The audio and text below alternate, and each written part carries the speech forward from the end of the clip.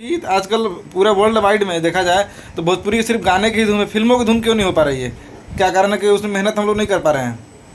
देखिए उसमें मेहनत, देखिए मैं क्या बोलूँ कि कहाँ कमी है। हम 5 आदमी के लिए काम करते हैं सर, और जब तक हम 5 आदमी के यानी 5 परिवार हमारा, अगर मान के चलिए हम हैं, हमारी बीवी है, 2-3 बच्चे हैं, या 4-5 परिवार जब हमारा है, तो हम अपने परिवार के लिए अगर सोचेंगे तो उतना ही लोग हमें देखेंगे और उतना ही लोग एंजॉय करेंगे।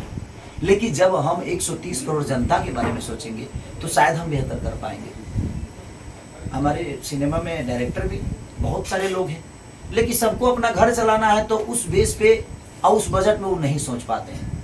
तो हो सकता है कि भाई उसके लिए बजट का भी ज़रूरी होता है, और हमारी सोच अगर बड़ी हो तो शायद कोई ना कोई आकर इस पे गेम करेगा और ये बड़ी होने वाली है। क्योंकि मुझे लगता है कि भोजपुरी के सबसे ज़्यादा गाने सुने जाते हैं वर्ल्ड वाइड में, पूरे वर्ल्ड में हमारी 3री स्थान होती है, 4थी स्थान होती है।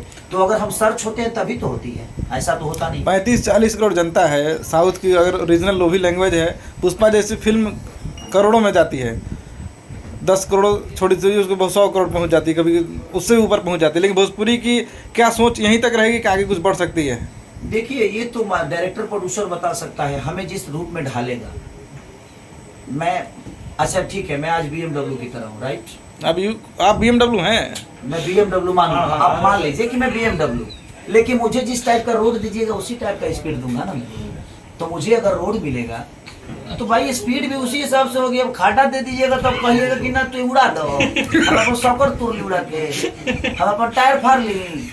नहीं, हमें जिस हिसाब से रोड मिलेगी, जिस हिसाब से हमें तेल मिलेगी, उस हिसाब से हम चलेंगे, क्योंकि हमारे अंदर स्पीड है, हमारी स्पीड बहुत है। कहने का मतलब यह है आपको कि ऐसे प्रोड्यूसर, ऐसे डायरेक्टर भोजपुरी इंडस्ट्री में नहीं है जो इस तरह की फिल्में बना पाए?